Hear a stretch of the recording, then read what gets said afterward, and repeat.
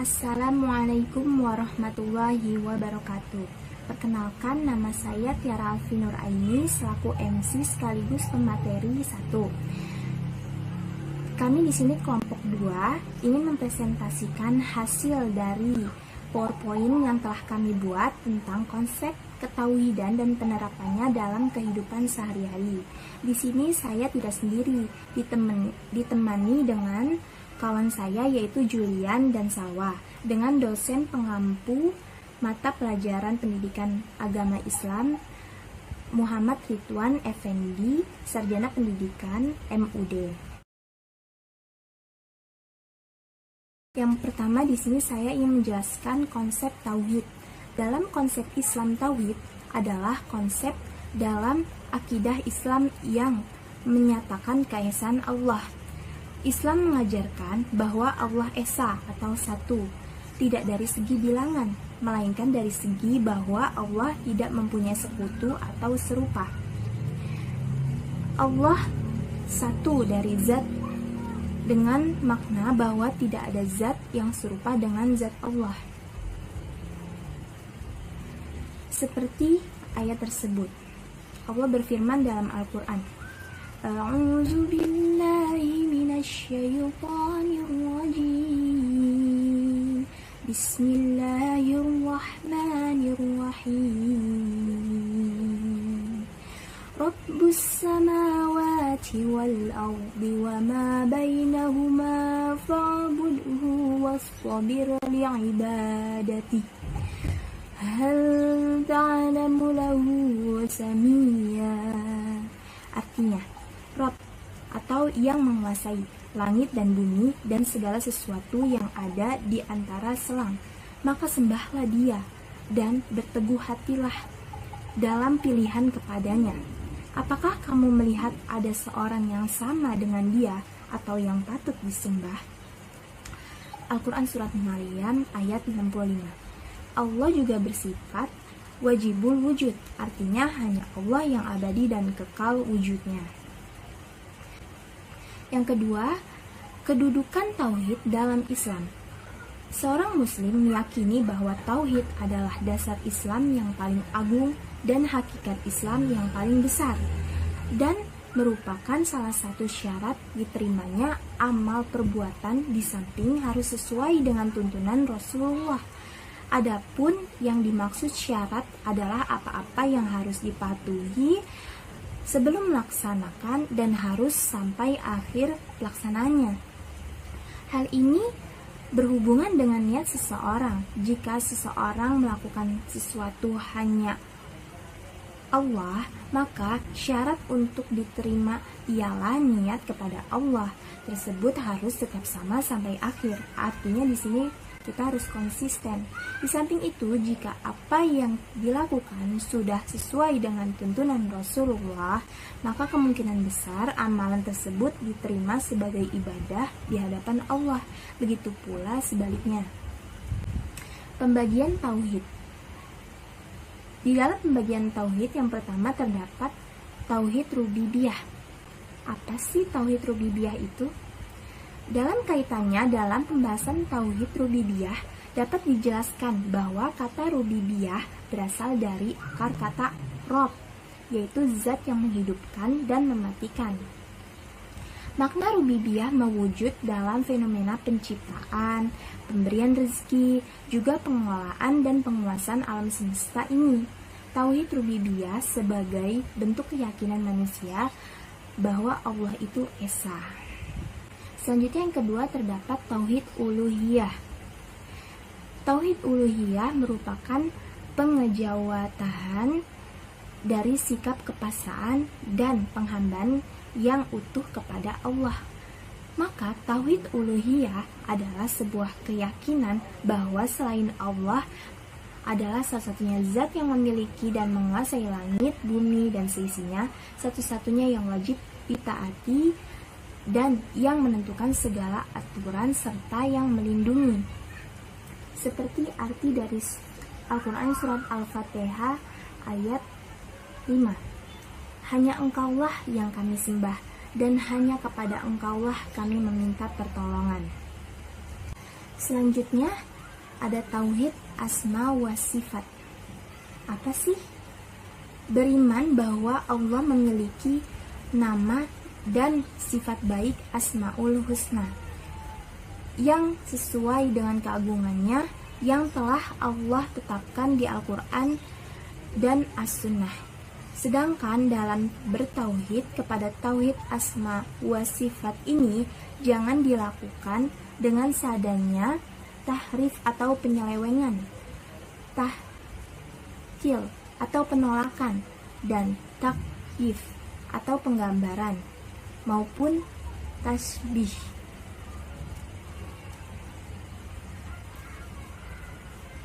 Atau penyerupaan. Umat Islam sendiri mengenal 99 Asmaul Husna yang merupakan nama sekaligus sifat Allah yang wajib diimani. Imam Syafi'i meletakkan kaidah dasar ketika berbicara tentang nama-nama dan sifat-sifat Allah sebagai berikut. Aku beriman kepada Allah dan apa-apa yang datang dari Allah dan sesuai dengan apa yang dimaukan oleh Allah. Aku beriman kepada Allah dan apa-apa yang datang dari Rasulullah sesuai dengan apa yang dimaukan oleh Rasulullah. Sifat-sifat Allah Subhanahu wa Ta'ala. Wujud atau ada. Sifat wajib Allah yang pertama adalah wujud, yang artinya ada. Wujud dalam arti di sini Allah itu zat yang pasti ada. Dia berdiri sendiri, tidak diciptakan oleh siapapun dan tidak ada Tuhan selain Allah Ta'ala. Berikutnya Qidam atau yang dimaksud terdahulu atau awal. Sifat Qidam artinya terdahulu. Allah adalah sang pencipta yang menciptakan alam semesta beserta isinya. Sebagaimana sebagai pencipta, Allah ada lebih dahulu dari segala sesuatu yang diciptakannya. Oleh karena itu, tidak ada pendahulu atau yang mengawali selain Allah Subhanahu wa Ta'ala. Baqo artinya kekal. Sifat wajib Allah yang selanjutnya adalah baqo, yang artinya kekal.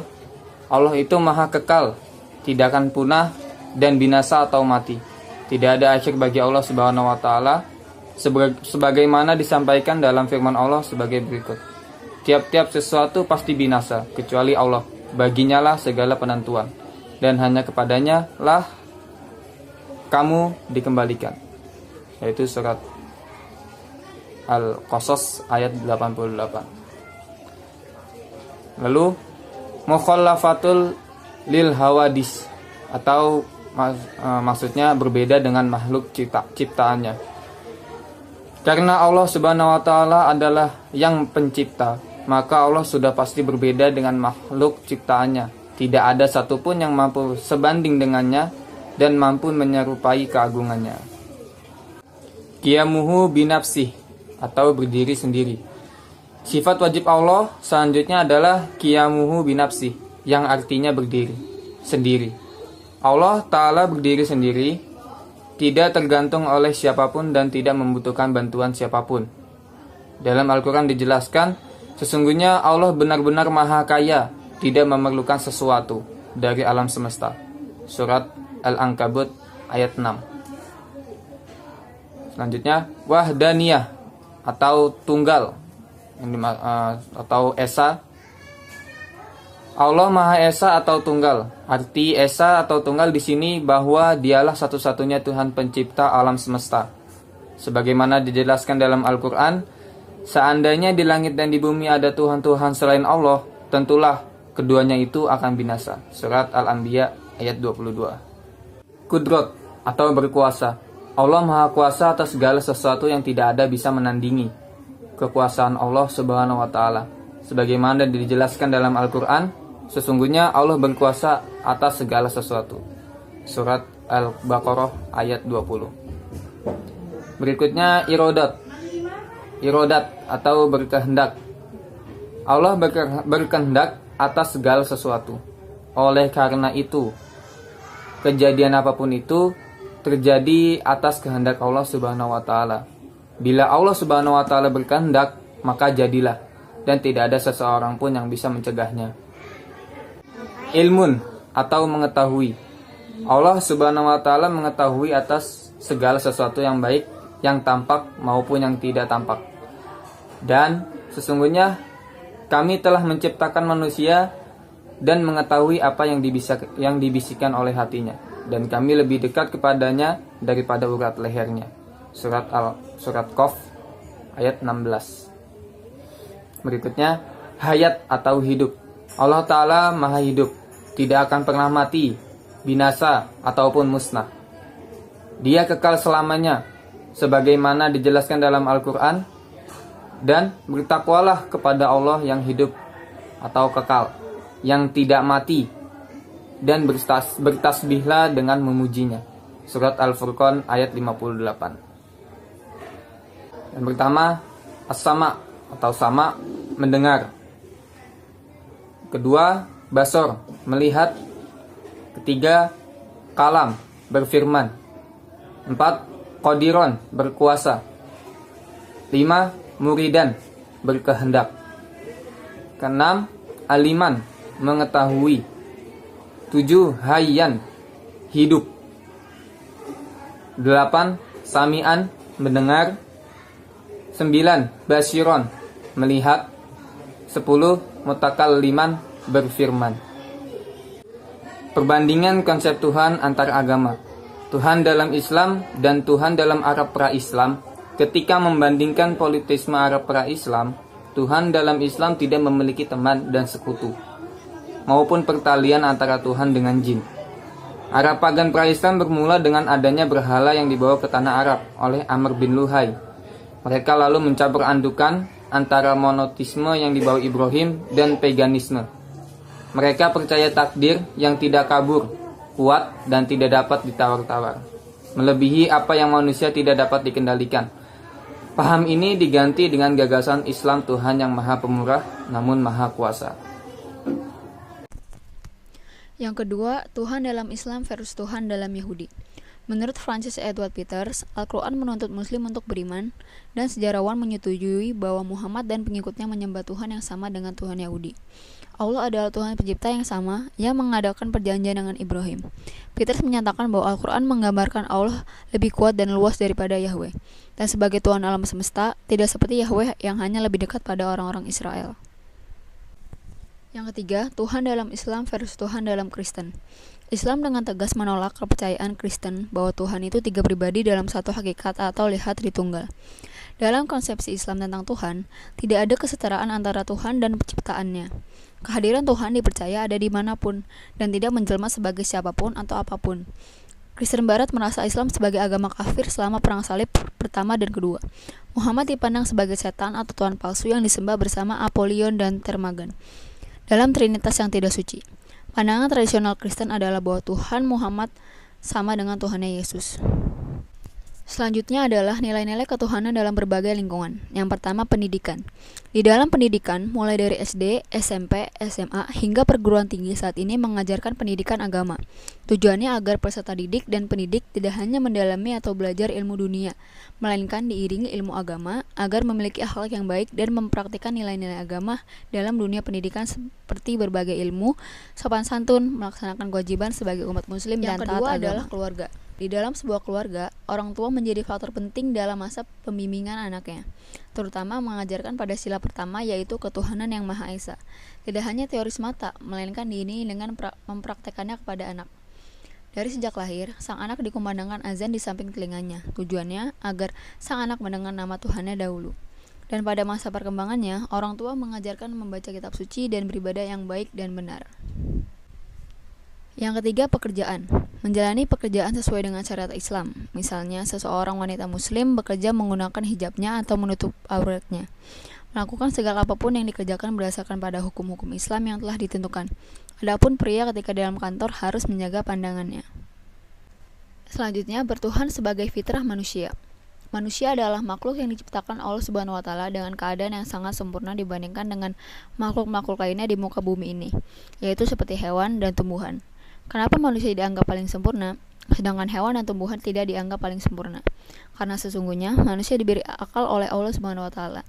Dan akal yang digunakan manusia seakan manusia itu tidak pernah puas dengan apa yang didapat dalam hidupnya.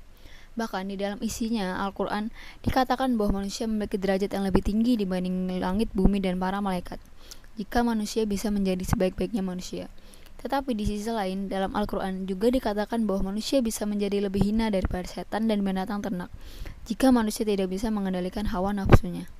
Selanjutnya adalah moderasi teologi Islam. Islam adalah agama yang mengajarkan sikap moderat dalam bertuhan. Islam mengajarkan bahwa Tuhan bukan sesuatu yang didefinisikan atau dikonsepkan oleh manusia. Namun demikian, Islam mengajarkan sifat-sifat dan nama-nama Tuhan untuk mempermudah manusia merasakan kehadiran Tuhan dalam hidupnya. Tuhan dalam Islam bukanlah Tuhan yang otoriter dengan kekuasaannya, sehingga dia berhak untuk berbuat sekehendaknya. Ia juga bukan Tuhan yang melepaskan tanggung jawab sepenuhnya kepada manusia, sehingga manusia bisa berbuat seenak sendirinya.